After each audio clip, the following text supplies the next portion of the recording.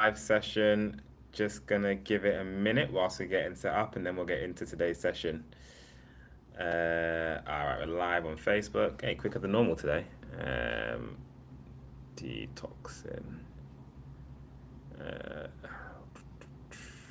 all right, cool. All right, we're live everywhere now.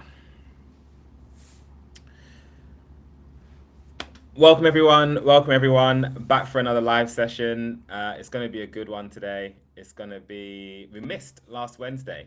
We were actually flying, so apologies about that. But we're back for a session today. Sorry, my table is a little bit wobbly today as well, so I'm going to try and keep my hands off the table so you don't have motion sickness. But yeah, we missed Wednesday, but we're back. It's Sunday, and we're going to be talking about detoxing today. Hi everyone in the chat. Special KG. I always get the names wrong, so apologies if I'm butchering them. But yeah, we're going to be talking about detoxing today. Detoxing the right way. Detoxing, do's and don'ts. The biggest mistakes when it comes to detoxing as well. It's probably the question we get asked most often after autism and ADHD. It's how do I detox properly, which actually ironically comes back to detoxing again in most cases. Hey, Bodhi. So, yes, we're going to be talking about, the detoxing mistakes. What do you need to focus on when it comes to a detox? How do you do the perfect 3-day detox and all those things there? Um, all right. So yeah, it's gonna be a good session today. I've got Jade here as well today.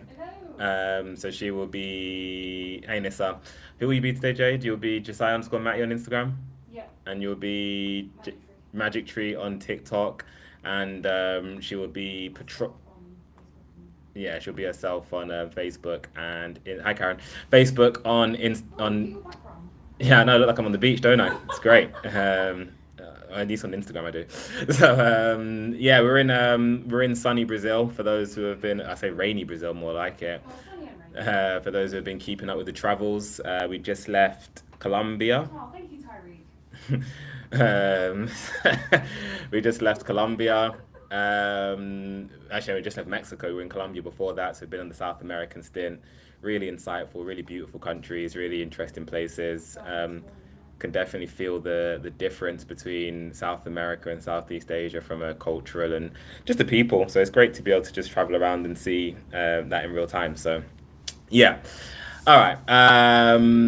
So we're going to be talking about detoxing today. Has everyone got their papers, pencils, pens, fountains, ink, whatever you're going to be writing with? Feather. Because feather, there's going to be a lot of information coming today. There's going to be a lot of knowledge shared. There's going to be a lot of things that you're probably doing, and you're like, oh wow, I didn't even realize that was actually making me worse, or that was making me I'm doing this thing and that's what's actually helping me. So, so many people have the wrong idea when it comes to detoxing. So it's such an important topic to talk about because so many people care about it and so many people are doing it wrong.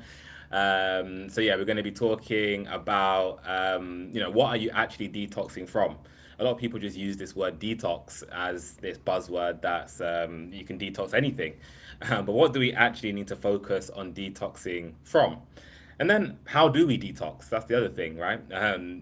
People just assume, oh, if I sit on the toilet or I sweat or I do something else, then I'm detoxing or I naturally detox as well. People say that. But what does that actually mean? How do we stimulate the detox process? And then what are the organs involved in detoxing? Because we like to just make this high level conversation of detoxing. If I drink this juice, I'm going to be detoxing a juice detox, a fasting detox, a metals detox, a all of these different words. But what are we actually detoxing from, and what are the organs involved in a proper detox? And then we'll be talking about the three biggest mistakes as well. So, what are the biggest mistakes people make when it comes to detoxing? I'll try and limit it to three because it's probably more than three. So, I'll try and just keep it to three. And then we'll also be, I feel like I'm a bit high on TikTok.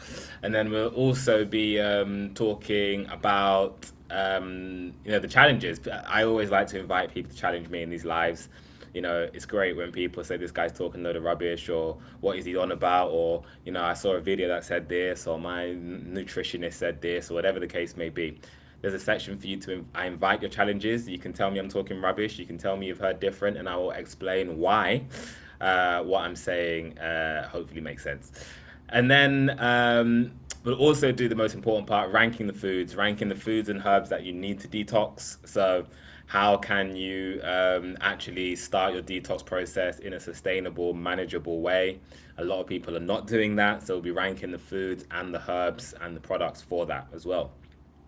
There'll also be some giveaways today. So we want to say thank you for everyone. Hey, Mari.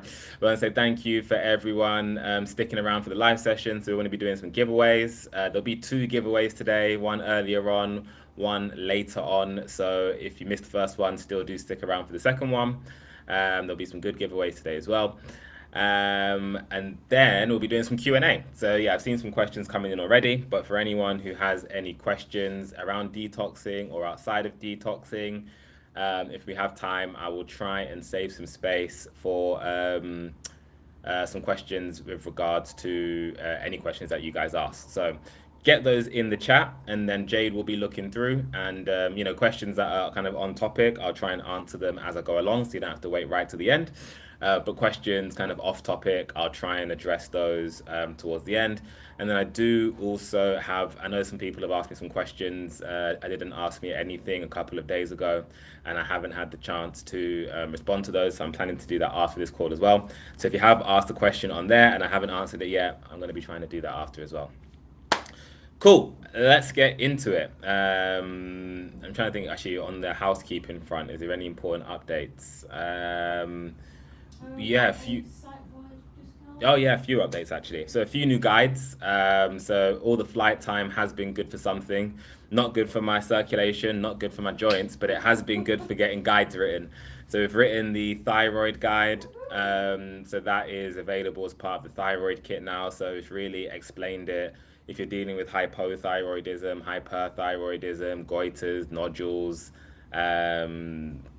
we even touch on thyroid cancer as well a little bit. So yeah, that is available with the thyroid kit now. If you've already bought the thyroid kit and you haven't received the guide, because obviously I've only just made it, then please do just send us an email and we're happy to send that guide over as well.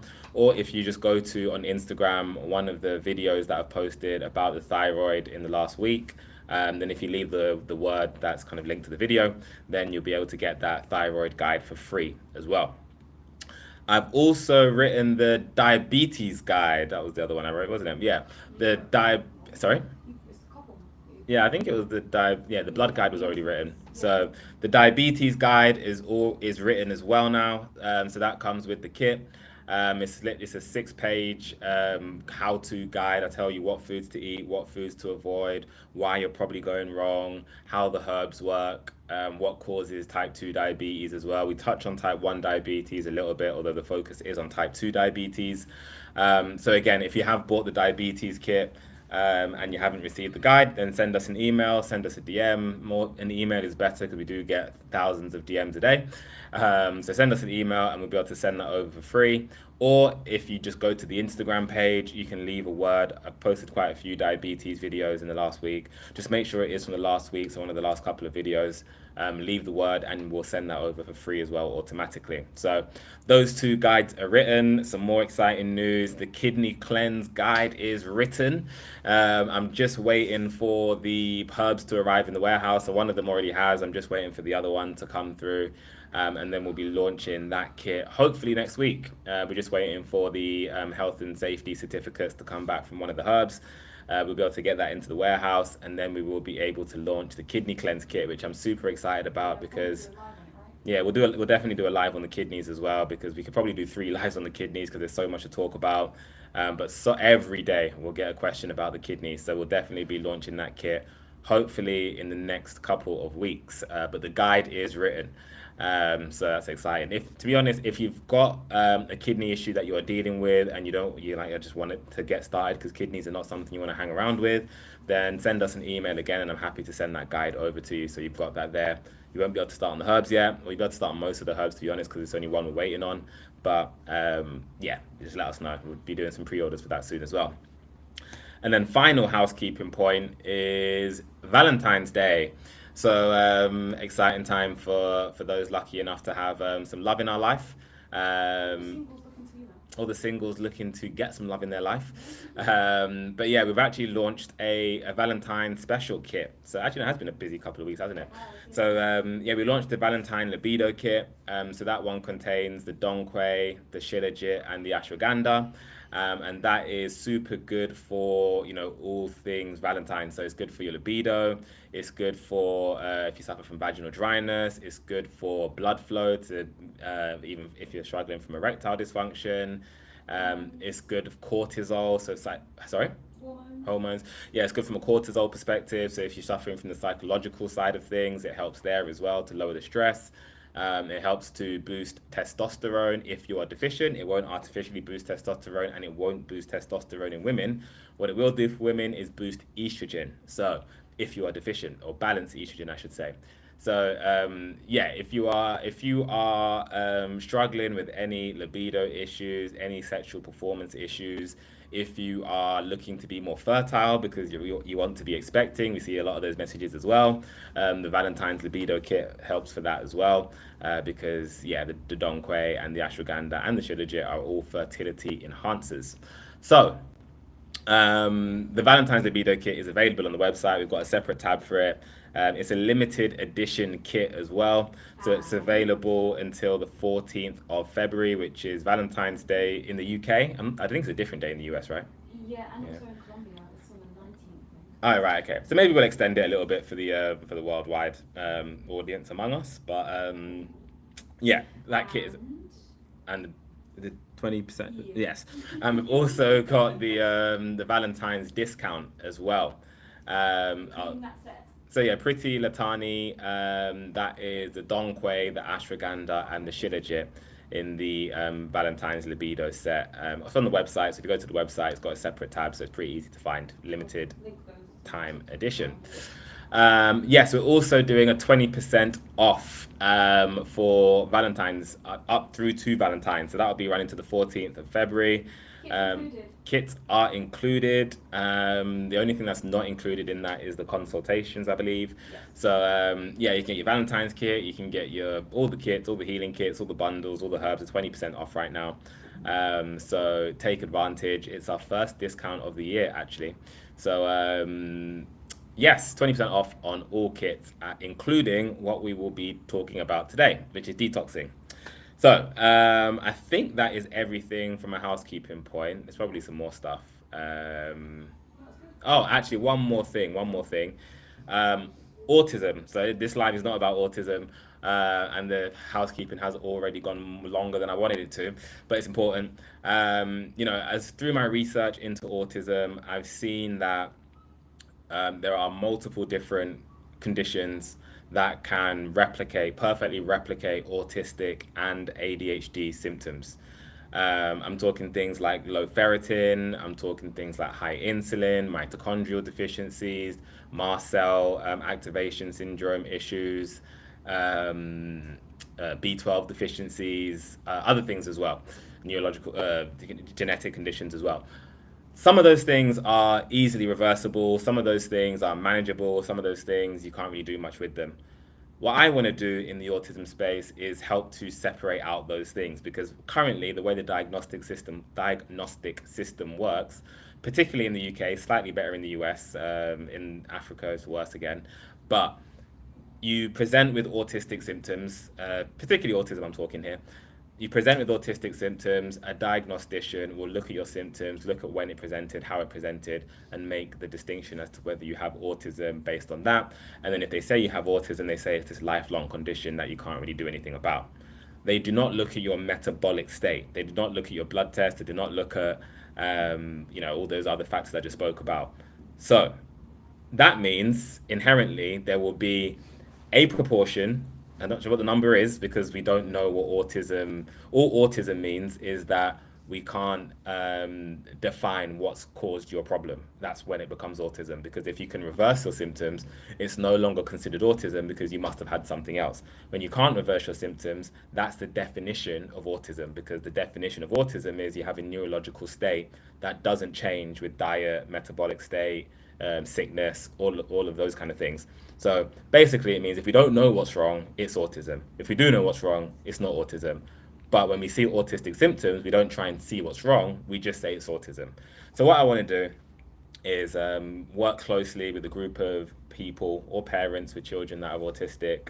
And essentially, we want to try and figure out what proportion of people who get labeled with the autism diagnosis actually have autism versus some of these other conditions which are quite easily treatable, like low ferritin. So, if you are interested in, if you do know someone who is autistic, or you have an autistic child, or you're autistic yourself, or ADHD, because it's the same thing with ADHD, if you do know someone who is experiencing those issues, and I don't just mean, "Oh, I think I might be on the spectrum," but, no kind of issue with their life. They go to work, they maintain their relationships fine, and people, how people would say they think I'm on the spectrum. I'm not someone who I feel like I need to take blood tests to figure out my problems.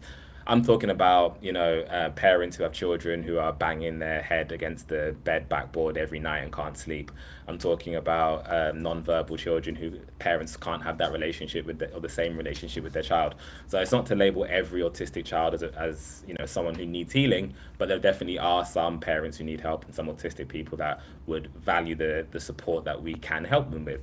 So, as I say, we are looking to put a group together who I want to be working very closely with, telling you exactly which blood tests I think you should be getting, monitoring the results closely, trying to actively resolve the easy to resolve issues and seeing if that improves the symptoms. All of these factors will also worsen if you do have true autism, which again, true autism is a fluffy definition. So there's no real harm. And I would like to really make a dent in this issue, and hopefully the work can go further and help more people. So yes, if you are interested in that, then so Rabshir, exactly what I'm talking about, 2-year-old son who's nonverbal. If you're interested in getting that closer support, it's absolutely free. I'm not charging for this. This is just something I want to do to try and help parents who are pretty much left to their own devices with no support in this space. So it's absolutely free to join the group. We will probably have to have a limited number of spaces just because obviously it's just me and I'm doing it and it's free. So right now we've got about 10 to 15 people signed up. I want to kind of limit it to 20, 25 so I can actually give everyone that one-to-one support. So if you are interested, please do email info. Jade, if you could just drop it in the chats, info@magictree superfoods, not info@magictreesuperfoods.co.uk, and we can get you signed up. So yeah, I'm seeing some I'm interested, and appreciate that you trusted me with the support.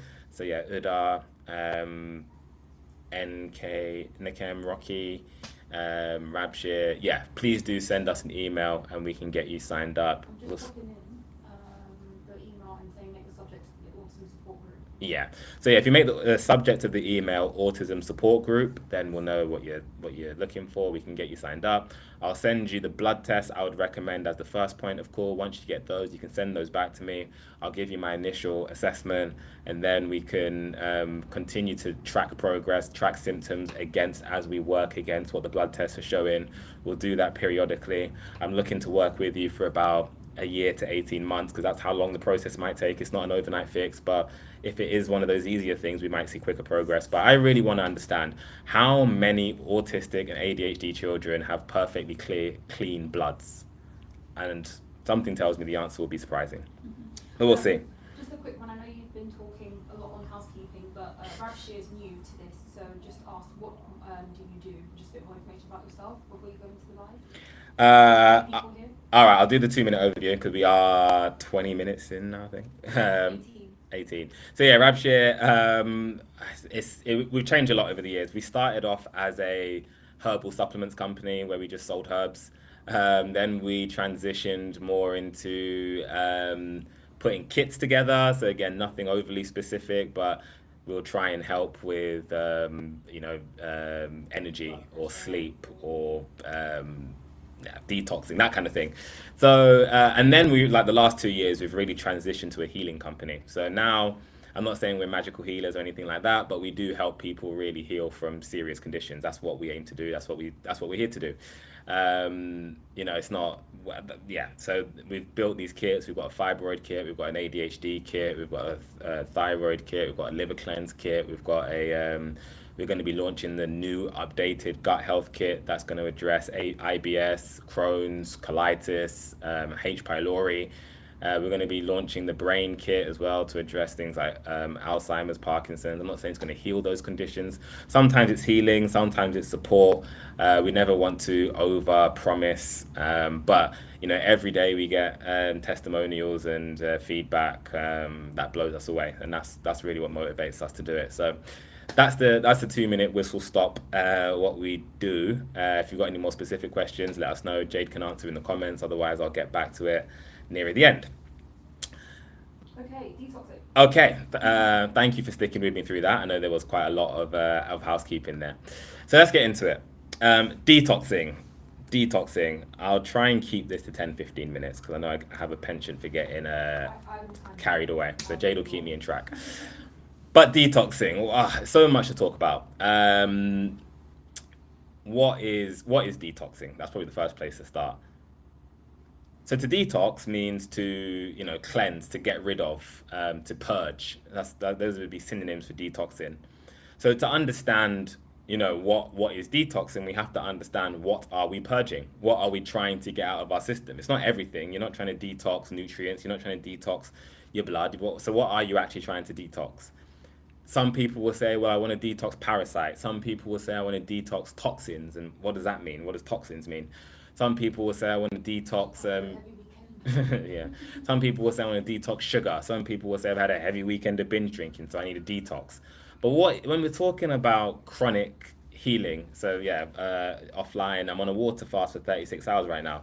So yeah, let me know, what are you detoxing from? What prompted you to do that? So yeah, I mean, some of the things that people will aim to detox from might be parasites, might be heavy metals, might be viruses. Yeah, so, might be smoking. It could be just starving the flash for food. What do you mean, flash for food? As in like trying to curb your desire for starving the flesh for food. As in you just lose some weight? Is that what the aim is? Explain a bit more detail. But yeah, microplastics, another one. So Passangla, I'm saying that right? Yes, people want to detox from that. People want to detox from heavy metals, detox from Zaza, so cannabis, yes. People want to detox from, so lose weight, fight gluttony. Is detoxing the best way to do that? Alcohol, a lot of people want to detox from alcohol. So all of these things are things that are worth detoxing from. Now, is a difference between detoxing from a lifestyle perspective and detoxing from a healing perspective. Fluoride, another one. So that's fluoride calcifies the pineal gland. So so I've split it into two. Kind of going a bit off script here, but split it into two kind of buckets. If you're detoxing to lose weight, you're detoxing from smoking, you're detoxing from alcohol, you're detoxing from sugar. This would be what I would call lifestyle detoxing, so to speak. So these aren't things that are necessarily going to kill you in the next 3 months. These aren't things that are going to necessarily directly result in chronic health issues. There's lots of people that smoke every day of their life for 50 years straight and never get any heart disease, lung disease, or anything like that. Lucky them, right? There's people that will eat sugar every single day, eat Haribos every single day, eat cakes every single day. And again, they won't develop diabetes, they won't develop heart disease, they'll be fine. There'll be people that will, what's the other one? Alcohol, they'll drink beer every single day. I know many of them from my old corporate life. And yes, they will have a bit of a beer belly. Yes, their cheeks will be a bit red, but they'll be fine until they're 70, still going strong, working hard. So that lifestyle detoxing isn't necessarily a must. It's not a case of if you don't do it, your chronic issues will continue to get worse. that's the other side of the bucket. So someone who has COPD, so is detoxing their lungs from their smoking. Someone who has hepatitis or fatty liver, so is detoxing from alcohol because they have fatty liver. Someone who's had a stroke, so they're detoxing to try and clean up their blood. Someone who has, cancer, so they want to detox their lymphatic system to get everything flowing. So that is what I would say is the difference. So yeah, offline 40, I have no health issues, but would like a healthier lifestyle. Fantastic, good reason to detox, but it's not urgent. That's the difference. You could do it today, you could do it tomorrow, you could do it next week, and that's why it's hard to do that, especially when you're doing something like a water fast, where it's 36 hours, and then you're probably just going to go back to what you're doing before for the most part. Unfortunately, the body is not adaptive within 36 hours. The body can endure pretty much anything for 36 hours. No water, no food, be in a desert, be in the cold.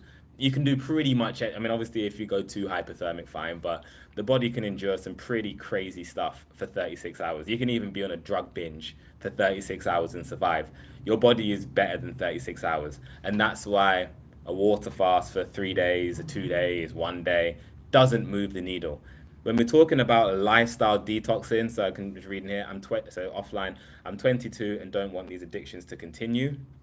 So in that, you need a more comprehensive lifestyle change as opposed to, I'll do this for a week and hope it changes my desire. There are some things like sugar. If you detox sugar for 2 weeks, your taste buds actually change and you don't crave, for some people, obviously it's a bit of a spectrum, but around 2 weeks, your taste buds actually change and you don't crave the sugar in the same way.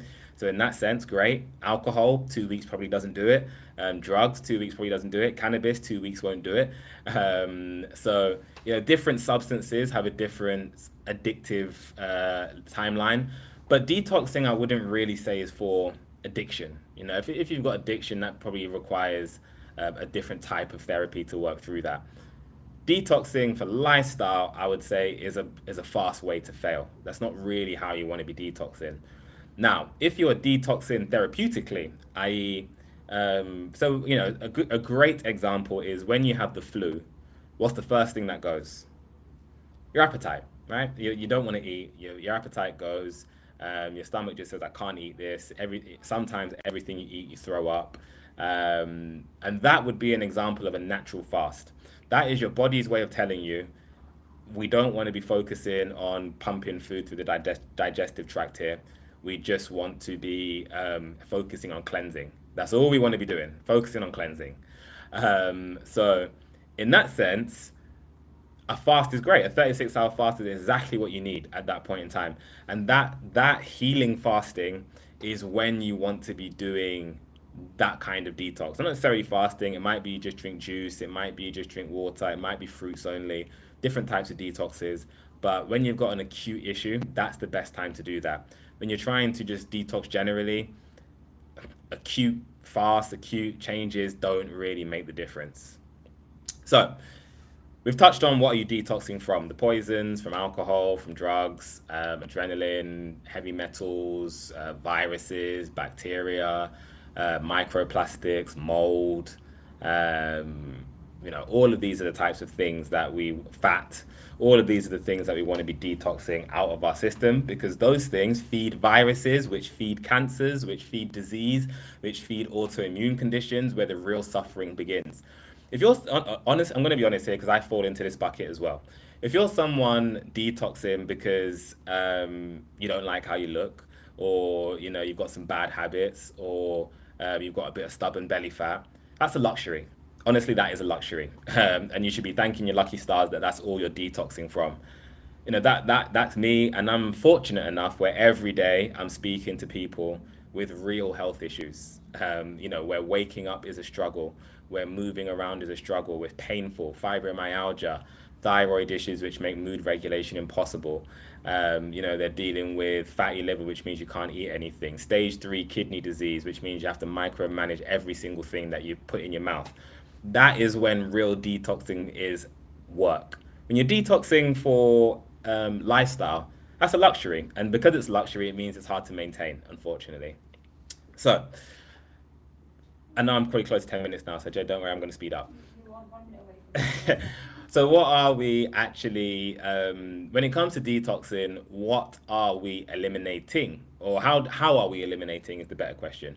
So how are we eliminating? And this is really important because if you don't understand this, you can't detox.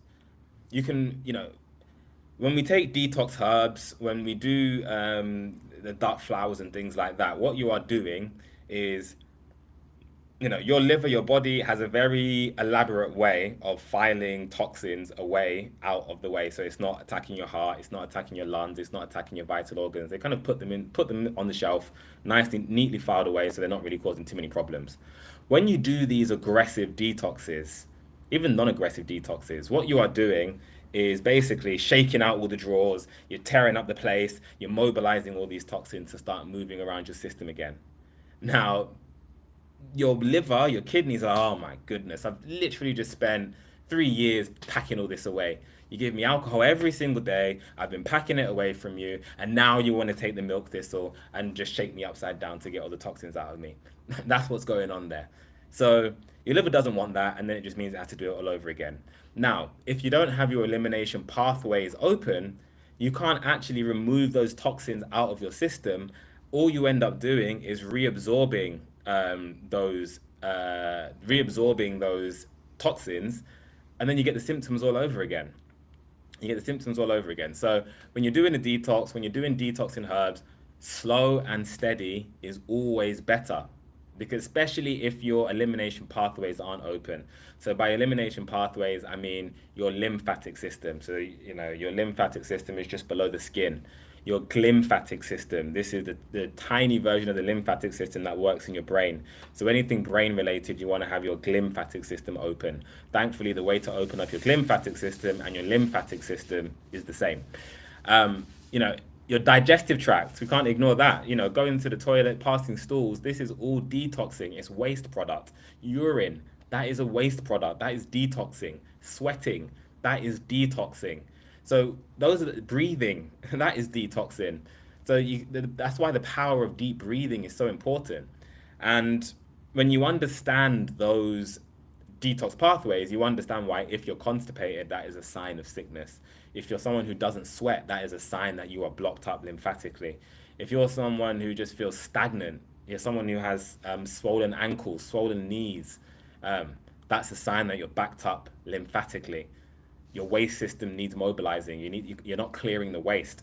Even if your nasal, this is less so, but your nasal passages, I saw someone ask about sinusitis, that is another form of detoxing.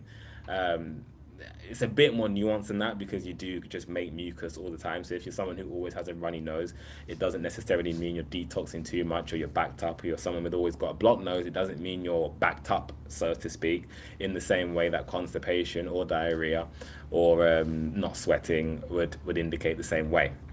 But still an important measure to be observing and looking at.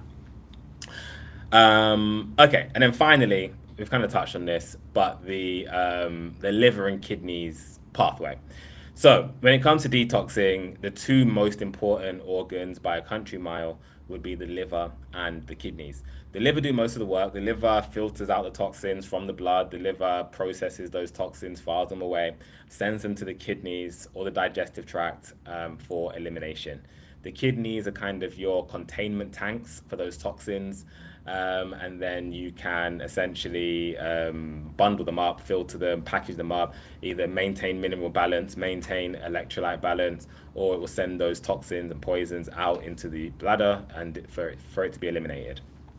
So now we understand what is detoxing, hopefully. When we use that umbrella term detoxing, whether you call it fasting, juice fasting, vegan, raw vegan, whatever you want to call it, those are the fundamentals of what you're trying to do. You're trying to get those toxins out of your system through those pathways using those organs. That's the key thing to take away here. All right, I think it is giveaway time, Jade. Yeah. So I have already done all the things in the Jade's background. chosen what the giveaway is going to be. Okay, or she's spun the. You can Yes. spin the wheel. I'll give up for TikTok. You've But yeah. got, 80%. Okay, 80% is the first giveaway. So how this works is I will choose a platform, and Jade will choose someone from that platform to basically win 80% off. So you get 80% off any order. You can order whatever you want, and it will be 80% off. Um, I think let's reward TikTok because TikTok has more people on it. So anyone on Instagram, if you want to win the next giveaway, tell some people to join. But no, so yeah, okay, pick someone from TikTok. Could be anyone, and to win that 80% off, please. Okay. Since offline is detoxing, offline. Fair enough. Offline, good. Yeah, as good a winner as any. So well done, offline. What's the easiest way? DM or Yeah, I'll DM after the live. cool. Offline, if you're still with us, could you send us a DM? Because sometimes when we leave the live and we try and search for names, it's I'll do it. quite hard. I'll do it Oh, on okay, Instagram. Jade will DM you, Okay. so you'll win that 80% off code if you're still here. So okay. The biggest mistakes. Let's move on to the biggest mistakes. Actually, let me answer a couple of questions because I've seen some questions coming in. So someone asked, how do we detox fluoride? So fluoride, I mean, there's a few things, but the main issue is that it calcifies the pineal gland. Your pineal gland is what secretes melatonin to help you sleep. Your pineal gland is what connects you to the universe, so it's your intuition. It's actually reported that when you have moments of intuition, tiny crystals inside your pineal gland vibrate. So, what what I'd recommend to detox from fluoride would be Shilajit. Shilajit is the best way to decalcify your pineal gland, so that's what I'd recommend for that one. What type of food should we be eating to detox? So much misinformation. Alkaline ITAR foods. Generally, you'll be on the right track. There's not many, as far as I'm aware. I'm not 100% familiar with the ITAR diet, but for most people on an ITAR diet, you'll be detoxing by eating those foods. But we will be doing a section after where we're ranking each of the foods for detoxing as well. So stick around for that. Alrighty, let's move on to the three biggest mistakes. So many mistakes, so much misinformation when it comes to detoxing. And I'd say the biggest mistake I see is people saying, do I need to do a detox before I start the herbs? Or I'm going to start the herbs, do I need to do a detox? Or I've just come off a 3-day detox, or yeah. So you do not need to do a 3-day detox, people. You do not need to do it. Gina, I'm going to get onto that one. You do not need to do a 3-day detox. Sitting on the toilet for 3 days, starving yourself for 3 days, drinking only water for 3 days, drinking only juice for 3 days does not stimulate any sort of deep healing. That doesn't heal. Anything that you wasn't gonna heal from doesn't get healed by starving yourself for 3 days. That doesn't happen. So, viruses do not die off in 3 days, and that's what the cause of most people's chronic healing is. Bacteria can survive for more than 3 days if that's what the source of your issue is. If your issue is something outside of those two things, then fasting was probably not even going to impact it. If your issue is heavy metals, molds, fats, anything like that, 3 days is not going to do anything. So when people take duck flour, chew that duck flour, drink that duck flour, and sit on the toilet for 3 days, you aren't detoxing. You are poisoning yourself. That is why you are on the toilet for 3 days. There's nothing cute. There's nothing romantic. There's nothing inspiring about poisoning yourself and sitting on a toilet for 3 days. The active ingredient in duck flour is poisonous. It's not cleansing. That's not what's happening. Yes, it's rich in iron, fine. That doesn't make it cleansing. Um, when people take those pills to sit on the toilet for 3 days, that's not cleansing. Okay, you clear out your digestive tract, fine. But your digestive tract has essential mucilage in there, mucus in there to keep things moving in there. There's the thing, everyone has 10 kilos of waste in their digestive tract or something like that. Um, Guys, you do not need to be sitting on the toilet for 3 days to get rid of that. That's not what we are. That doesn't heal anything. Um, why does juice fasting cause diarrhea? Because usually, but it depends what you are juicing, but because it's so high in fiber, and it depends what kind of what state your liver is in, the glucose can irritate and ferment and cause bacteria that can cause diarrhea. There's lots of different reasons, to be honest, but that's when people just say juice fast, it's not for everyone because sugar still ferments. If you have a digestive issue, which is you probably do to stimulate your juice fast in the first place, then when you just drink juice, which means drinking loads of sugar very quickly, it ferments. You do have hypoxic tissue. You are lacking oxygen, so you will not actually break down that sugar into non-toxic compounds. And unfortunately, for some of you, you'll be making your situation worse. You know, juicing is not the be all and end all. Fasting is not the be all and end all. Sitting on the toilet is not the be all and end all. What you need to do is a sustainable plan that actually helps you to support your detox systems. A sustainable plan that helps to support your detox systems. Write that one down because that is really, really important. It's not about starving yourself, poisoning yourself. It's how can I help my lymphatic system flow? How can I help my glymphatic system flow? How can I help my digestive tract move? And how can I keep my kidneys and liver mobile? That's what you need to be thinking. If you're doing those things, you are detoxing. The other thing we need to remember, we get poisons every day. Every day. So if you do a 3 day detox once a year, what about the 9 months leading up after that? You know, every time you walk past a petrol station, you're getting heavy metals. If you've got damp on your walls at home, you're getting mold. If you've got damp in your office space, you're getting mold. If you've got, every time you kiss someone, you're probably getting some viral load. If you 90+% of the population has Epstein-Barr virus. So if you're someone who's single and you go into the clubs or you're dating regularly and you're successful in your dating life and you're kissing people, best believe you have Epstein-Barr virus. So a 3 day detox does not defeat Epstein-Barr virus. Otherwise, hey presto, 90% of the population would not have it. That's the reality we need to understand. What was we even talking about? What did I say, Jay, before that? Yeah, I said something else. Anyway, so that brings me on to mistake number 2, which I might have already half started. But parasites. To be honest, I will give people credit now because we do not get as many parasite questions as we used to get. I did see a comment saying, can I use ivermectin to kill parasites? And the first question I always have to ask is, have you been diagnosed with parasites? Because when you use antiparasitics, again, they are poisons. They will kill healthy tissue if you don't have parasites. It's like taking antibiotics with no bacterial issues. You wouldn't do it because all it does is raise stronger bacteria. It's not what you want to do. It kills off your own healthy bacteria. Antiparasitics are the same thing. People that are drinking clove tea every day, black walnut hull as a daily procedure, this is not something I recommend because the eugenol in the cloves, forgot what the active ingredient in black walnut hull is, but these are toxic compounds. Toxic compounds. We do not want to be doing this every single day. Xtine, so I've probably got your name wrong.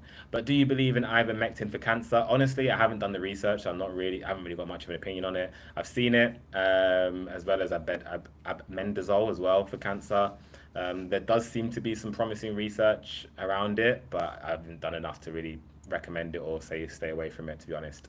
But a lot of people, at least less so now, which is great to see, but just blaming everything they have on parasites. Oh, I've got a stomach upset, it must be parasites. Oh, I've got diarrhea, it must be parasites. Oh, I've got IBS, must be parasites. Oh, I've got headaches, must be parasites. Oh, I've got an ankle injury, must be parasites. You know, it's not about cayenne pepper is very good for bacteria. Less so for viral, but very good for bacteria. So don't overdo it, but you can add that, and it's a good thing to include. Someone said that they drink clove tea and gonna stop. Should they stop? If you don't have parasites, then don't be drinking clove tea. It's an antiparasitic. You know, in the same way, if you don't have a rampant bacterial infection, don't be taking an antibiotic every day. It's the same logic. You wouldn't do it because you don't have the issue. You wouldn't be just popping paracetamols with no pain. You wouldn't be popping high blood pressure medication if your medication is normal. These are medicinal herbs. There's a difference. You've got medicinal herbs And then you've more herbs that act more like whole foods. So things like sea moss, things like moringa seeds, things like butterfly pea flower. These are these are more whole food herbs. What they're giving you is nutrients. Things like oil of oregano, things like clove, things like black walnut hull, things like wormwood. These are like duck flower. These are pretty potent toxins that are medicinal. A lot of medicine is poison, to be honest, and that's why you don't do it when you're healthy. And the reason it's poison is because it kills the thing you're going after. So, these are not things I'd recommend you to be doing daily because it's going to be doing more harm than good. Someone said, how does a person know that they have a parasite? And that's the thing. That is the thing. Problem is, when you go on social media, every single issue you get told it's a parasite. Oh, I did my 3-day detox and I saw some stringy stool, and that was a parasite. Says who? Says who? No, it's not. It's mucus. It's thick mucousy stool that's been there for a while. Who said it's a parasite? Um, if you have a parasite, what you will have is worsening symptoms that will continue to get worse over the case of months. Parasites, once they've entered their activation state, they can stay dormant for decades, but once they're here, they will continue to grow. They don't flare up and go back down, flare up and go back down. They're here. They replicate and they multiply. And generally, if you've got the type of parasites that have been kind of dormant for decades, when you do actually become symptomatic, it's because that's when they've moved into the bloodstream. That's when they've moved into the liver. That's when they've moved into the brain. That's when they've moved into the back of the eyeball, wriggling around. That's when they become problematic. And then once they've gone into that state, they don't just go back into hiding. They don't just calm down and die. Brain eating amoebas do not just stop eating and go back into the river, unfortunately. They continue eating until you are, no longer here. That's what makes a parasite. You win or the parasite wins. It's not this symbiotic relationship where you're going to coexist for 20 years and symptoms flare and every time you've got some diarrhea, it's because of that parasite. Look, worms are quite different. Intestinal worms, yes, those are a thing. We have those. Most people are not experiencing their chronic health issues as a result of those intestinal worms. Amoebas and protozoas and all these types of things, yes, we have a very, very, very diverse microbiome system in which we share the world in. In terms of people that have symptoms as a result of their parasites, generally, that is you're going to win or the parasite is going to win. And if you're someone who does have malaria, a proper parasite, you're someone who has got the babibiosa virus or something like that, then you want to get medical attention. You do want to be using the ivermectins, the albendazoles. That's where big pharma can help you. You don't really want to be hanging around using wormwood and black walnut hull and garlic in the hope that it's going to do something because you don't have that time. You might only have a couple of weeks once that infection takes hold. So I do not recommend anyone to really be using antiparasitics because by the time you actually need antiparasitics, you want more potent pharmaceutical grade antiparasitics. And at the point you're not there yet, you probably don't have a parasite problem. Most people don't have a parasite problem. Look, if you live in, I don't know, a developing country next to a dirty water supply and that's all you have, so you're at higher risk of parasites, or that you play outside with no socks on and or barefoot, and you live in a region where parasites can get into your system, or you have loads of mosquitoes around or ticks and all these kind of things, then sure, higher risk of parasites. If you're someone in England who lives in London, you probably don't have a parasite. You probably don't have a parasite. If you live in any sort of big city, you probably don't have a parasite unless you've eaten some bad food, and even then, it's more likely going to be food poisoning. Okay, final mistake because I know this is a very meaty topic. Right. So the third mistake would be detoxing too fast. Sounds crazy, but detoxing too fast. We kind of touched on it a little bit earlier. So I'll answer Ricky Cash TV's question first. So this is on Instagram. So having ear drainage on a daily, having mucus build up, is that a parasite? Probably not. Probably not. You probably just have a blockage in your sinuses, and that could be from calcified mucus. That could be from just a biological design issue where a cavity doesn't open up as much as it should do. That could be from a bacterial infection. That could be from a biofilm issue. Nah, it could be so many things. It could be, you know, a history of smoking, some more mucus, highly activated cilia, so many different things that could be before a parasite. So many more likely things. I'm almost certain it's not a parasite. I'll go as far to say that. Someone's asked, is drinking soursop tea every day bad for you? No. So soursop is more like food. Soursop is not a medicinal herb. If you are dealing with a parasite, I would not recommend for you to drink soursop tea and wait for it to go away. That's kind of what we're saying here. If you have cancer, then soursop tea is a nice thing to add because it's not medicinal. It's not going to interact with any other treatments you are getting. It is immunomodulating as opposed to immunostimulating. So that's why it's safer to do on a daily basis. So yeah, detoxing too fast. We touched on it. If you mobilize the toxins too quickly, all you are going to do is reabsorb all of those toxins, every single one of them. So it's not what you want to do. That's why, as I said, if you're taking in toxins every single day, every time you walk past someone who's smoking, new dose of heavy metals. Every time you eat something that's not plant-based, you're probably going to be getting some toxins, at least adrenaline from that animal, at least antibiotics that animal's been pumped with, at least the pesticides even the vegetables have been sprayed with. So there's no way to avoid toxins. That's a fool's game. The game is not how can I reduce my toxic. Obviously, you want to be reducing it, so I'm not saying camp out underneath a petrol station, but the game isn't how can I reduce my toxic exposure to zero. That's a bad game to play. It's more how can I make sure there's something sustainable in my daily protocol that is helping to get rid of toxins, that is helping to make sure I'm opening up those systems, the lymphatic system, the glymphatic system, the digestive system.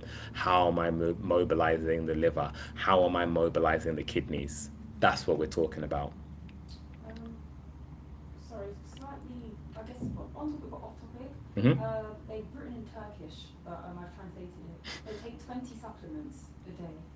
What are your thoughts on that? So if you're taking 20 supplements a day, so yeah, if anyone hearing, Jade just said, someone who commented, I'm not sure their name, it was in Turkish, so that probably narrows it down, but I take 20 supplements a day, is that a problem? So it depends what you're dealing with. If you have a load of methylation issues, you have some organ issues, you have a load of deficiencies, maybe you've got some medications in there as well, maybe your high blood pressure, maybe your diabetes, maybe your high cholesterol, maybe your thyroid issues. It could be lots of different things, right? You said supplements, not medication, which would be a telling point, which makes me think, no, you don't. But some people will benefit from 20 supplements a day. Not often, but some people will.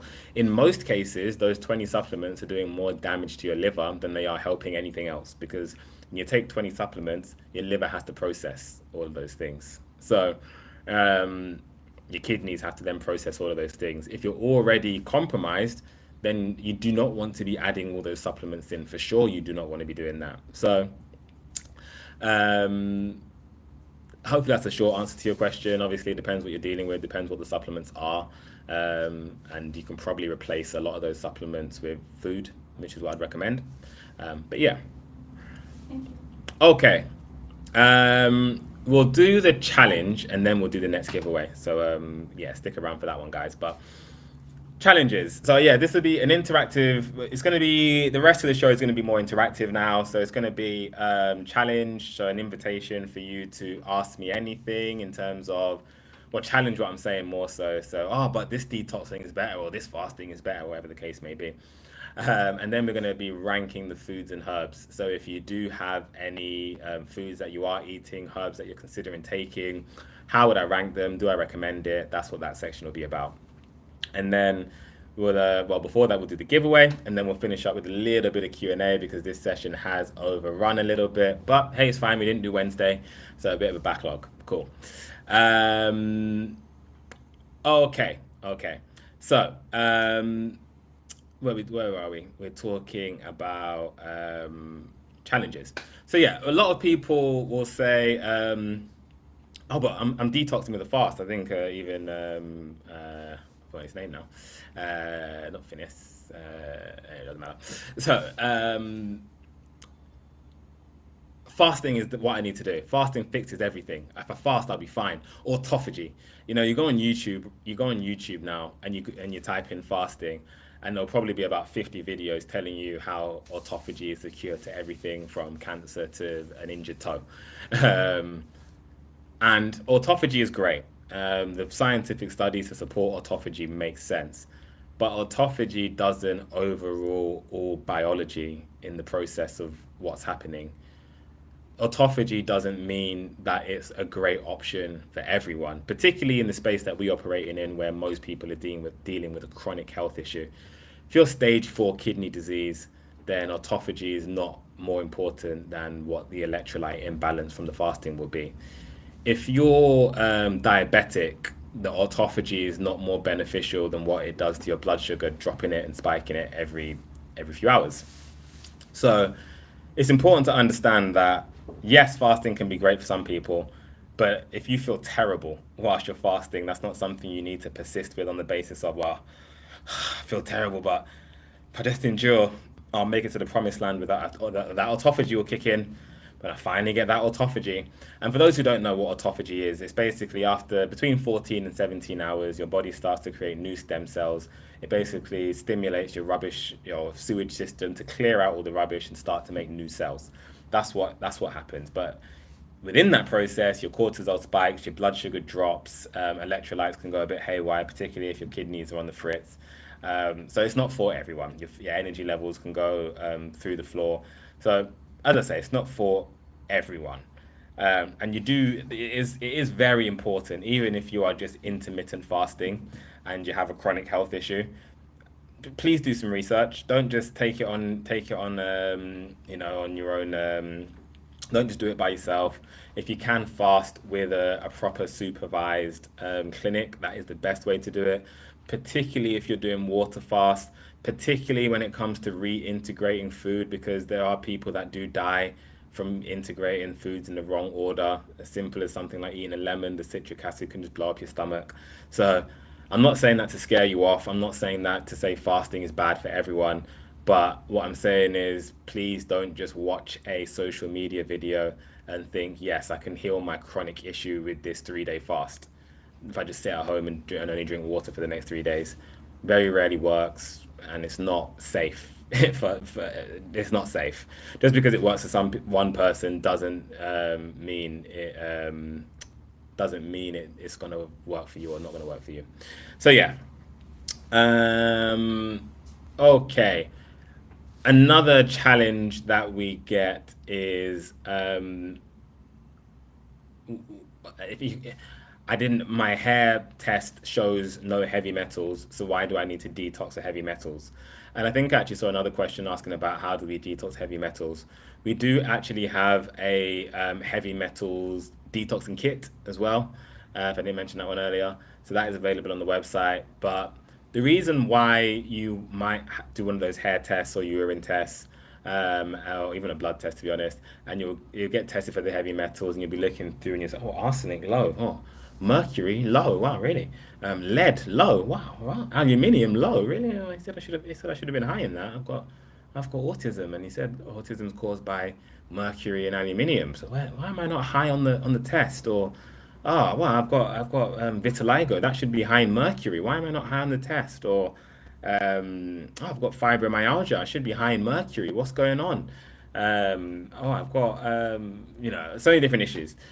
And I've got eczema. Why am I not high in lead? And the important point here is that a hair test, a urine test, does not tell you what is inside your body. It does not tell you what is inside your body. The only thing it tells you is what is coming out of your body.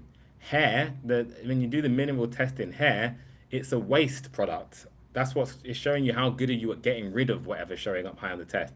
If your hair is off the charts in lead, that doesn't mean you've got a load of lead in your system. It means you've got a load of lead out of your system.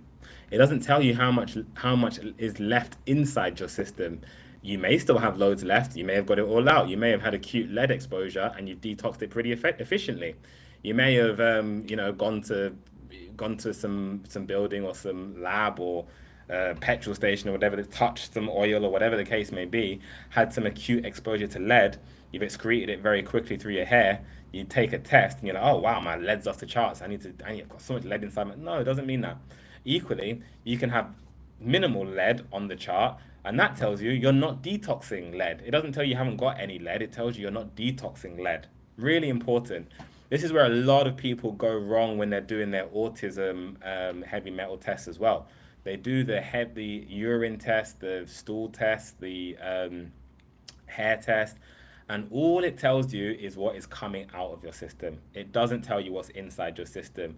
And when we're talking about things like ADHD, autism, even Parkinson's to an extent, there's no way to test for heavy metals inside organs. There's no way to test for that. There's no way to test the liver to see if there is heavy metals inside the liver for eczema or dermatitis or scleroderma or anything like that. There's no way to test for heavy metals in the thyroid if we're talking about hypothyroidism, Hashimoto's, Raynaud's syndrome, all of these things there. There's no way to test it. And that's the problem. There's no way to test for heavy metals in the heart if you've got palpitations, or EBV if you've got palpitations, things like that. Because all you can get is a blood test. And when these metals, when these viruses are hiding out in the organs, they're undetectable. You can't see them. I mean, we've done virus lives where I've gone into real detail about how elaborate these viruses hide. And unfortunately, the viruses eat heavy metals. So if you're constantly, let's say you're a smoker. So every single day you're feeding your body with heavy metals, every single day. And then you've also got an Epstein-Barr virus in the lungs. Now you've got Epstein-Barr virus eating that lead every single day, all of those chemicals every single day. You might get tested for lead. You might get tested for some of those chemicals. Nothing comes up. One, because it's in the lungs. Two, because the virus is eating all of those metals, so it's no longer in your bloodstream. Now, 5 years, 10 years, 20 years later, you've got this super Epstein-Barr virus that's been eating like a king for the last 10, 20 years. And now it's highly mutative. It's highly resilient. Now it can eat those toxic waste products, reproduce, cause die-off in the tissue, continue to eat that tissue, mutate again, and that process continues. And then that's why you end up with something like lung cancer. Sarcomas are a HHV11 virus, herpes again. So someone can smoke for 20 years, no HHV10, no Epstein-Barr virus. Hey, no lung cancer. They might get a bit of COPD. They might have a dry cough, but they're not going to have lung cancer. Someone can smoke for 2 years and get lung cancer because they had that virus, and then they're feeding that virus the perfect cocktail to develop into lung cancer. You know, a lot of times I hear, oh man, he was so lucky. Or even worse, I hear people say, oh, well, you know, I could die of anything. Or my uncle smoked for 30 years. He was fine, so it must be okay. And when you do that, you're spinning the lottery. It's almost like saying, well, last week I crossed the road with my eyes closed and I survived. So therefore, crossing the road with my eyes closed must be fine. No, just because you survived once, just because it worked for someone else can live for 20 years crossing the road with their eyes closed. Doesn't make it safe for you. And this is what we need to understand. It's all about managing the risk profile of things. That's why this 3-day detox doesn't work. Because if you're taking in poisons every single day, you need to be doing something every single day to reduce the risk. The risk. That's what we need to be talking about here. It's almost like you cross the road every day with your eyes closed 3 days in a, sorry, you normally cross the road every day with your eyes closed, and then you say, all right, I'm going to open my eyes for the next 3 days. I'm going to open my eyes for the next 3 days to make sure I don't get hit by a car. And then after the 3 days, you go back to walking with your eyes closed. You haven't changed your risk profile of getting hit by a car. You've just taken 3 days off. So we need to be doing things sustainably every day, or at least every week, that are in our routine to help that. So anything for heart palpitations is caused by heavy metals and EBV and thick blood. I'd probably most recommend our liver cleanse kit. That's on the website for that one, 20% off right now. Do we have any kits that can fight against cancer? We don't have any specific anti-cancer kits. We may at some point, and again, it won't be this cures cancer, but something just to help support. I'm thinking things like Mesoma mushrooms, turkey tail, moringa, black seed oil, soursop. These are all good herbs that we could include. Yeah, so we'll look into that. Um, I give 20 supplements a day. Is that correct for my 7-year-old autistic child? Look, and this is my issue when you, I mean, we're going off topic a little bit now, and I'm going to get into the ranking foods, but that's a pertinent point. This is my issue kind of with functional doctors. They do about 50 different tests. You do a stool test, a hair test, a urine test, a blood test, a mass test. You do everything. And then you look at every single thing that's out of tune on the test. Oh, this marker's a bit off. Oh, this marker's a bit off. Oh, this is a bit low. And then you assign a supplement to every single one of those markers.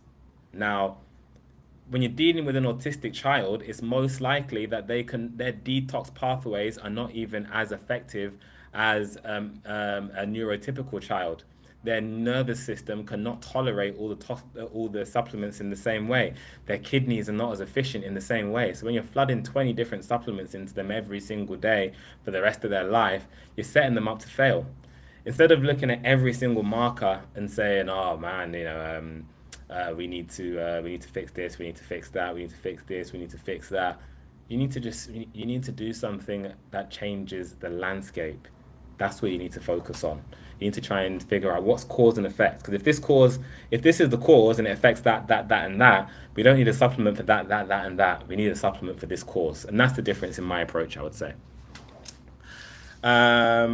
Okay, let's do ranking the foods. Let's do ranking the foods. And guys, I just want to say I appreciate everyone for sticking around for this live because I know I've gone here, there, everywhere, circled back. Bit more of an interactive session today, which has been great. But I know it's gone a little longer than I expected. So appreciate you guys. Okay, ranking the foods and herbs. Again, chance to get interactive. Please do ask me what herbs, what foods, what vegetables, what drinks that you've been trying or you've been told are great for detoxing. I will rank them out of 10. I will tell you why it's good, why it's bad. If I'm familiar, there will be some things I haven't heard of before. But yeah, let's get into it. So someone actually said that they, I guess it's not detoxing, but they get really bad inflammation. Their typical dinner is eggs, mince or chicken, rice and potatoes. So how would you rank those foods? Eggs, Mince or chicken, rice and potatoes. So the only thing that's doing anything beneficial from a detox perspective there would be potato. Potato probably scores a 6.5. A sweet potato would be 10 times better because that would probably score a 9. The mince and the chicken probably score a 4. Just so everyone understands my scale. A 5 is not doing anything either way. It's not making you worse, it's not making you better. A 7 is moving you in the right direction. A 3 is it's moving you in the wrong direction. A 1 is please stop doing that. A 10 is don't miss it for a day, you know? So the meat probably scores a 3 because 3 innately has toxins.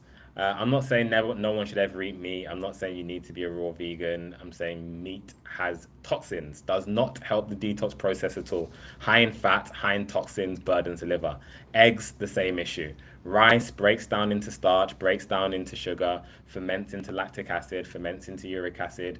Not ideal for detoxing. And then the potato doesn't do that because it has minerals. So when you're talking detoxing, really, you're looking at minerals. If something has minerals, it's going to help to detox, generally speaking. Cilantro, beets. Beets will score an 8. Fantastic detox food. Again, we can kind of draw some patterns together here. So if something is a colorful food, it's going to rank higher. If something is a vegetable, it's more likely to rank higher. And if something has minerals and antioxidants, it's more likely to rank higher. Beetroot ticks all of those boxes, and that's why beetroot probably scores a 9. The only thing to be worried about with beetroot, actually, especially for autistic children and people, it can actually be too powerful. So a lot of people can eat beetroot or asparagus or those types of foods and actually find them overstimulating. You might struggle to sleep. You might get an upset stomach, all those types of things because they do have oxalates. Now, oxalates are a nutrient that basically can send your digestive tract into overdrive. So if you are someone who says, I just can't eat beetroot, I just can't eat sweet potato, I just can't eat broccoli. I just can't eat sprouts. I just can't eat broccoli sprouts. I just can't eat cauliflower. All of these different foods. It could be because you don't process oxalates very well because you have gut dysbiosis. That's what could be going on there. But in terms of detoxing, I'm going to give those a nine. Fantastic foods for detoxing. Kombucha? Kombucha, I give a four. Surprisingly, more harm than good. It's acidic. It's fermented. Anything fermented doesn't score higher than a five because it pickles the liver. And this is why it's so important to break down, the elimination pathways: lymph, glymph, digestive. Make a song out of that. And then the organs: liver and kidneys. Now, when you look at it from that perspective, it's super easy to understand if a food scores above or below a five, which is the important thing because there's nothing wrong with a six. You're not going to get sick eating sixes out of 10. But if you're constantly at the 3 to 4 range thinking it's healthy, things like kombucha, things like apple cider vinegar, things like the kimchi, things like lamb liver, all of these would score no more than a 3 out of 10. And Timara, and I butchered that necessarily. So he said, really? Aren't fermented foods supposed to be good for the gut microbiome? Maybe I've added a bit more shock than you said it with. But for the microbiome, they are fine. They do provide, I'd say, dead bacteria because fermented foods have been pickled. They're dead. It's not bioactive. But they do provide prebiotics, some probiotics for the gut microbiome. However, they still pickle the liver. We tend to have simplified the view of food into it does one thing. Eggs is good for you, or eggs is bad for you. Meat is good for you, or meat is bad for you. Beetroot is good for you, or meat is bad for you. We need to start thinking about foods as what are their therapeutic actions? What do they do inside the body? And most foods will have more than one therapeutic action. Some foods will be good for the liver, bad for the stomach, great for the kidneys. Some food will be good for the liver, good for the kidneys, bad for the small intestine, bad for the large intestine. So we can't simplify foods into just good or bad. Is it good for you? There are some rare instances, I'm trying to think of one, I'm struggling, but there are some rare instances where, someone has gut dysbiosis and they're on artichoke leaf, they're on milk thistle, they're eating a load of green leafy vegetables, so the liver is absolutely fine. Then fermented foods in that sense might be quite helpful because you might get some prebiotics and some probiotics. So that's how we need to start breaking down the foods. Carrots, onions, garlic? Carrots, onions, garlic. So onions and garlic would rank an 8 because of their sulfur compounds. They're really good for detoxing, really good antimicrobial, really good antioxidant power. Garlic in particular, if you eat garlic raw or crush it, it's amazing, the allicin in there. A lot of us cook it down and you end up killing a lot of the allicin, so you lose a lot of the power. But people that will stew whole garlic cloves in their food, and then when you eat that garlic clove and it's been stewed down, you're like, oh, it doesn't even taste that strong. That's interesting. Whereas if you ate a raw garlic, you'd be like, whoa, blows your mouth off. The difference is the allicin. The more garlic you can taste, the more healing it is. When you crush allicin, when you chop garlic, it's actually two separate compounds that combine to make allicin, and that is where the healing benefit comes from. A lot of people don't know that. So yeah. Kefir?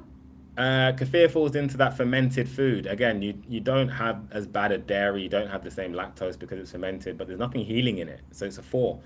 It's a 4. Still dairy. Lamb liver? Lamb liver is a 3. Lamb liver is probably a 2 actually, because animal liver has all the toxins of that animal. Remember what I said? When we have toxins, where does it get processed? The liver. Then where does it get stored? The kidneys.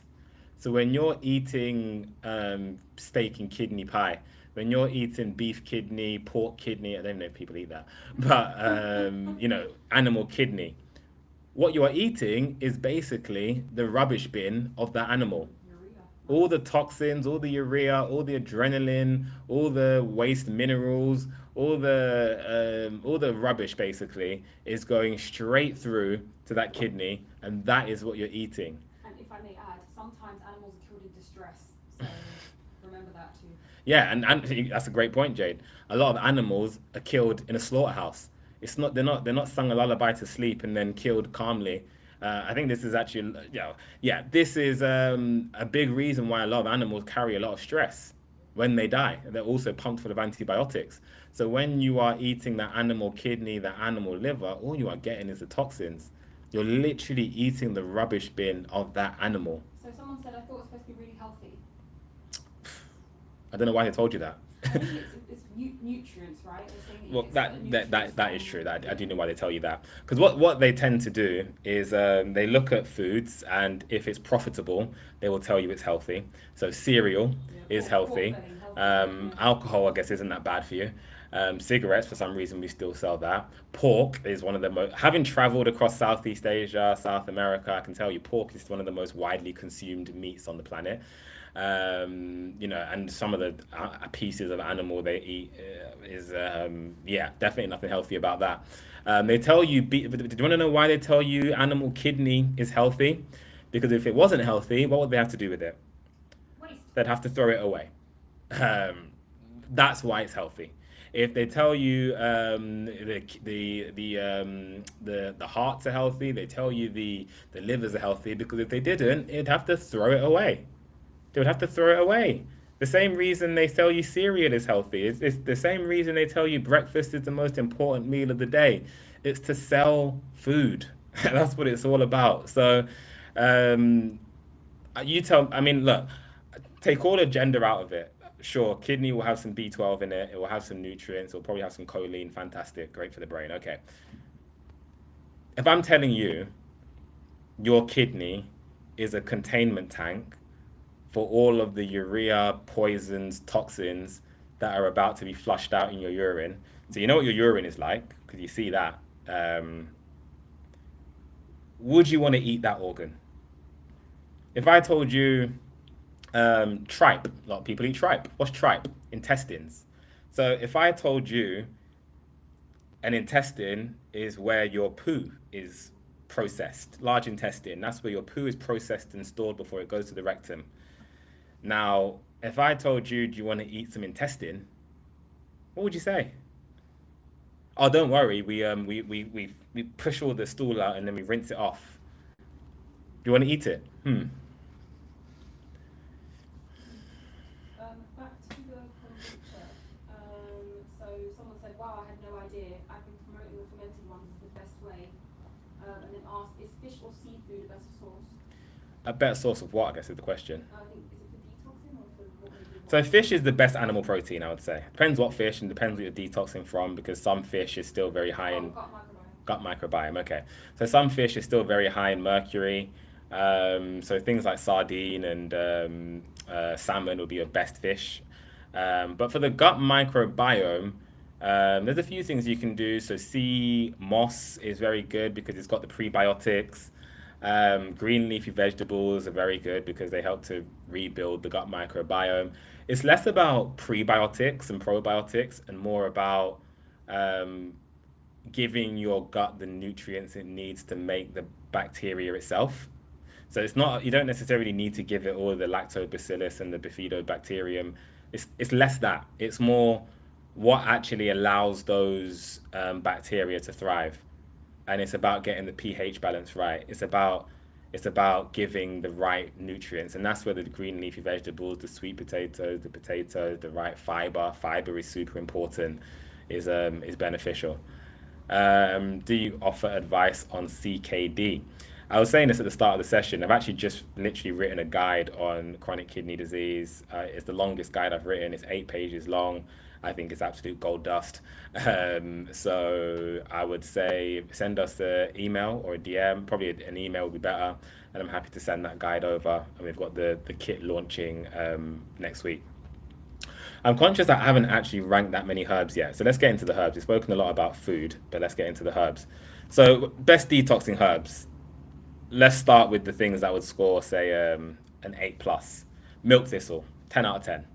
Best thing for your liver, and we know the liver is the best healing organ. So milk thistle contains silymarin. It's one of the only compounds in the world that helps to cleanse and heal a damaged liver.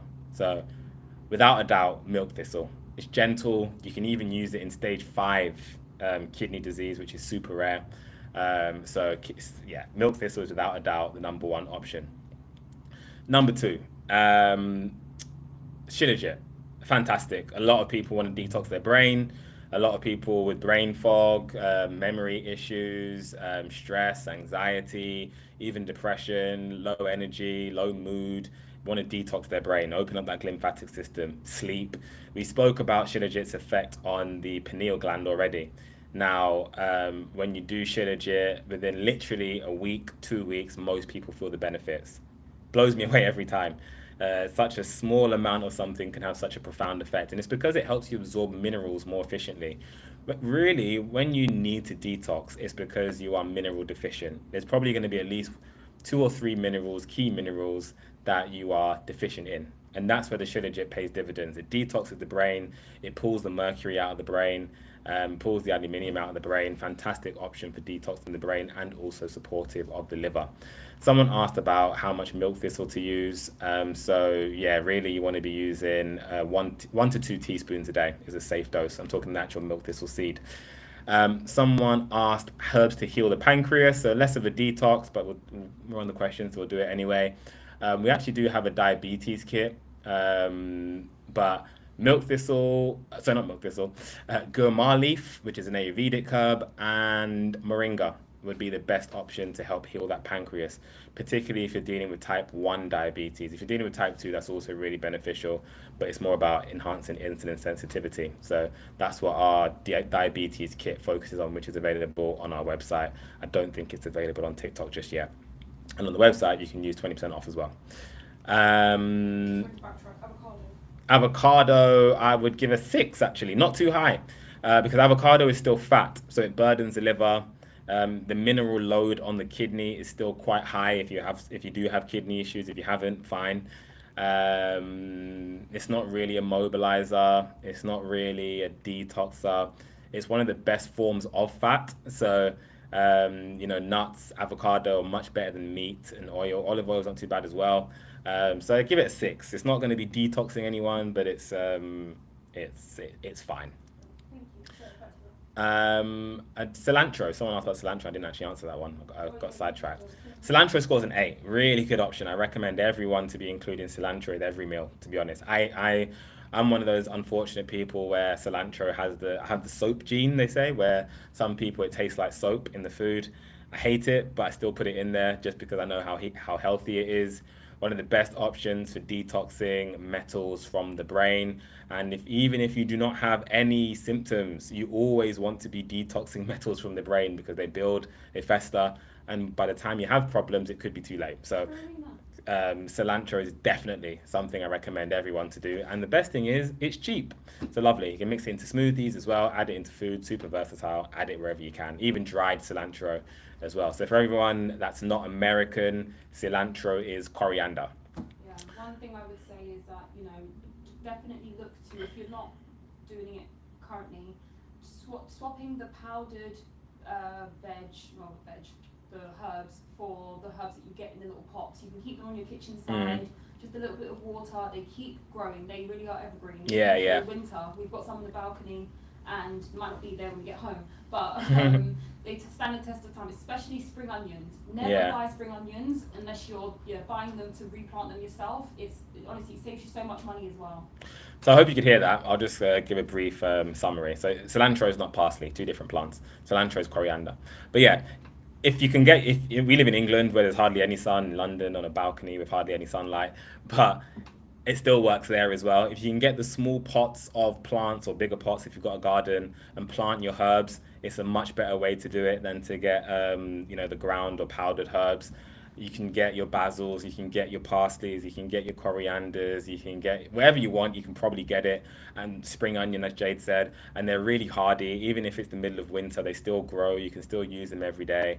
A much better way to use your herbs. And it's nice to get some green fingers as well. Spirulina. So what was you going to say on Jade? Sorry, yeah, actually parsley, cilantro and coriander are all different. Cilantro. Oh, is it? Yeah, cilantro and coriander, they're from the same plant, but they represent different leaves. Oh, okay. But parsley and cilantro look similar, but they have different leaf shapes. Interesting. So parsley is still very good. I'd still give parsley a 7.5. It's not quite as good as getting the heavy metals out. I guess probably what happens is we use the terms interchangeably of coriander and cilantro between the US and the UK because no one says cilantro in the UK. I'm pretty sure no one says coriander in the US, or I'm not sure what it is in Africa. But interesting. Thank you, Jade. So spirulina. Spirulina would score a 9. Again, one of the best detoxes out there. It detoxes heavy metals from the brain, the central nervous system, and the liver. So the trifecta when it comes to detoxing. If you use things like barley grass juice powder, celery juice, wild blueberries, coriander, that helps to prepare the toxins for the spirulina for removal as well. So spirulina is something I definitely recommend. Top tip, if you're someone who feels sick after using spirulina, it means you're probably doing too much. It goes back to that issue where the spirulina mobilizes the toxins. If you feel sick, you're probably not eliminating those toxins. So lower the dose, slow it down. If you're doing it every day, do it 1 every 2 days. If you're doing it 1 every 2 days, make it 1 every 3 days, and you might find some improvements as well. What else do we? Chlorella. So shout out to Anthony William on this one because I used to recommend chlorella all the time. But it doesn't actually, it detoxes heavy metals, it picks its heavy metals up, but it actually drops it off in nearby tissue. So yeah, chlorella isn't one I recommend. It's a 4. Zeolite falls into the same bucket. I think premium high quality zeolite is fine. Finding high quality premium zeolite is another kettle of fish. So when there's other herbs you can use, like the shilajit, like the spirulina, like the milk thistle, like the moringa, I don't recommend it. If we're talking about smoking, because I've seen a lot of people asking about vaping, cannabis, smoking, then we actually do have a respiratory kit as well, which is available on the website. I do need to write a respiratory guide, but it is pretty simple to use. You just do it every day, drink a tea. But yeah, mullein leaf would be the best option for that. Mullein, mullein, mullein. And I would say sea moss is a fantastic expectorant, helps get the cilia back on track as well. So mullein, mullein, sea moss, butterfly pea flower, and the black seed oil would be the best detoxes if you're trying to recover from smoking. That is the respiratory rescue kit that is available on the website, and you can use 20% off on that. Someone asked, can you expand on that? Chlorella drops off the toxins where? So yeah, imagine you've got metals in your brain. Chlorella goes in, passes the blood-brain barrier, picks up the heavy metals, moves on, but then drops it off again in the brain. And it's the same effect. I said, when your body's worked really hard to file toxins and metals and pathogens away, and then it just gets dropped off on the surface again, you're basically asking it to redo all that work. And it's not beneficial. Or it could drop it off to somewhere more dangerous where it hasn't actively been placed. So yeah, that's why I don't recommend the chlorella. Someone talks about Sarsaparilla. Less familiar with that herb, to be honest. I mean, I know of it. I can't say I've researched it as much. I'd probably give it a 6. I know it's more of a blood builder herb as opposed to a detoxer. I'm pretty sure it's rich in iron. Iron is a good detoxer, but not the most important thing for detoxing. So I'd probably give it a 6, but don't hold me to that because I probably want to do a bit more research on it. Is the heavy metal detox something you should do forever? Just make it a daily habit for everyone? Yeah, so this is a really good point, and I'm just going to is that Nissa cannabis edibles? Nissa, was that cannabis you was asking about? Cannabis edibles. And I'll explain that one as well. So, and then Carmel on Facebook. Sorry? Yeah. So Carmel on Facebook, how to speak to you by phone. So yeah, anyone who's actually, let's do the giveaway because it's probably a good time. So yes, this giveaway is, have you got it, Jade? Yeah, it's a free consultation. Free consultation. Okay. So free consultation with yours truly, a 20-minute consultation for free. Jade, I will let you pick from any platform that you want, any criteria. You can just pick someone at random, and preferably someone who's commented recently, just so we know they're still on the session. And then yeah, they can get a free consultation with me. Cinnamon, cilantros. I'm just going through the comments. Eric, okay. Is there a cure for dialysis? Eric, is there a cure for dialysis? No, there's not an absolute cure. I'm not going to sell you false hope. The best option is a kidney transplant and then taking care of that kidney the best you can. The problem when you get to dialysis stage 4 or 5 kidney disease, anything that you try to do to help it can also make the situation worse, which is why a lot of people will try and stay away from it. It's very difficult. So yeah, it's in the guide that I've written. So yeah, send me an email, info@magictreesuperfoods.co.uk, and I'll send the guide over, which hopefully gives you a bit more guidance. What about drinking spirulina first thing in the morning for 5 days? It needs to be more than 5 days. And I think this touches on what Jade asked the question on. Do I need to do a detox every day for the rest of my life, or is it just a week, 2 weeks? And guys, the question you should be asking yourself is, are you absorbing toxins every day for the rest of your life? And the answer, I mean, it's the same answer. For as long as you're absorbing toxins, you should be detoxing. And as I say, detoxing doesn't necessarily mean buying our heavy metal cleanse kit. It doesn't mean buying our guys detox kit. Of course, those help, but that's not necessarily what you need to do. I'm not here to give you a sales pitch and tell you you've got this issue that you need to buy our products for the rest of your life. I'm not saying that at all. Most detoxing comes through diet. You're eating colorful vegetables, you're detoxing. You're eating that beetroot, you're detoxing. You're drinking, decaffeinated green tea, you're detoxing. You're drinking that antioxidant rich tea, you're detoxing. You're eating colorful fruits, you're detoxing. You're getting out in nature, you're detoxing. You're earthing, you're detoxing. You haven't even touched on earthing, but just touching a natural surface for 20 minutes, you're detoxing. You're deep breathing, you're detoxing. So, that's where we need to understand what are the elimination pathways, and then we can start to work those as well. Every time you go to the toilet, it's a detox. So, it's so the question of do you need to detox for the rest of your life? Yes, of course you do. If you don't detox, your toxins are getting backed up, and that's not what you want. So, but that doesn't necessarily mean buying some pill, buying some package, buying a herbal protocol. It means understanding what your body needs. Timara, I mean, it's more just refining, I'd say. I mean, you've probably done a lot of research, probably seen a lot of things online. Unfortunately, most of the stuff is misinformation because someone's trying to sell something. And I get the irony because we do sell herbs, but particularly in these live sessions, particularly in consultations, I'm not really here to sell you something. If you notice, I haven't said, oh yeah, I've spoken about our kits when it's come up relevantly. Yeah, but I'm not here to give you a hard sales pitch as to why you need to buy our heavy metal detox kit, because honestly, we sell enough. I mean, I don't need to be on here for an hour to try and sell you the kit because it's not. Yeah, I'm here to build a community, sharing hopefully useful information that people can take away and really change lives. That's what we're in this. That's why I'm here on holiday. I could be surfing the waves in Brazil, but I'm here because this work changes lives. What I'm saying isn't just because I've read it in a book somewhere. It's not just because I've seen, someone else say it online. Obviously, a lot of my knowledge comes from that, and then I'll fact check it and validate it. But where it comes from is seeing it in real time, real time feedback, people using the herbs and saying, wow, what a result. Doing a consultation and people saying, wow, my doctor had been working with me for 30 years and this is new information I'm getting and I feel much better within months. That's where this comes from. So it's not about, oh, I thought I was knowledgeable and I didn't. It's every day you're learning. Every single day I'm learning something new. Every single day I'm learning something new. And it's a gift and a curse. Sometimes I have to come on here and say, look, guys, I was wrong about this. I was wrong about that. And that's part of the course. We're always trying to do our best. We're always trying to give responsible advice. And I try not to really talk about stuff that I haven't thoroughly researched myself or used myself as well.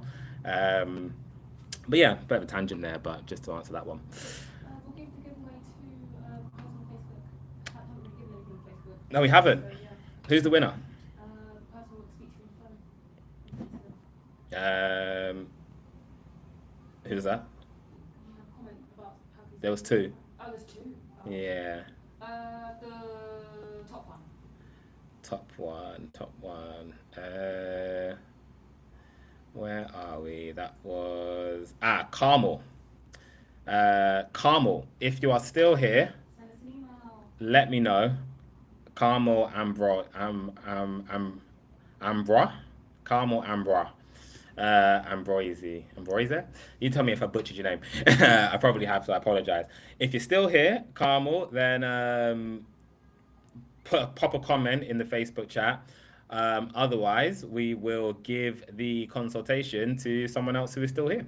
So yeah, let me know, Carmel, if you're. I'll give you a few minutes. Any other herbs that we have? No, I said to legit already. Are there any other 9+s? I think we've kind of gone through most of the protocol.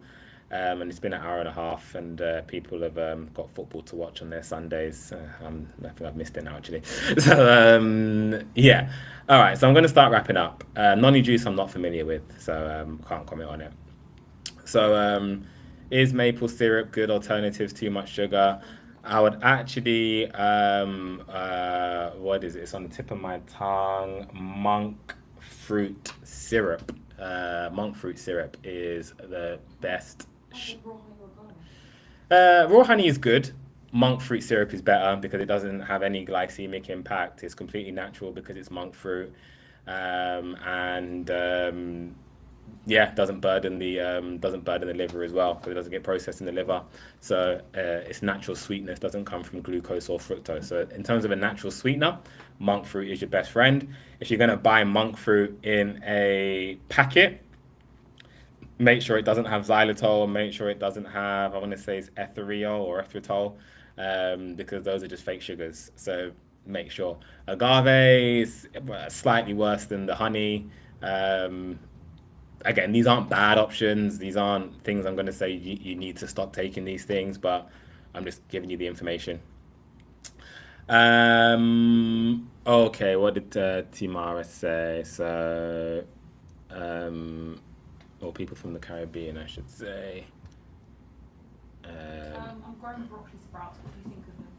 Oh, broccoli sprouts are fantastic. Broccoli sprouts got a 10. I wish I could eat broccoli sprouts every day. Yeah, fantastic, broccoli sprouts. Okay, so Carmen didn't message, so we'll be doing the giveaway on the consultation to someone else.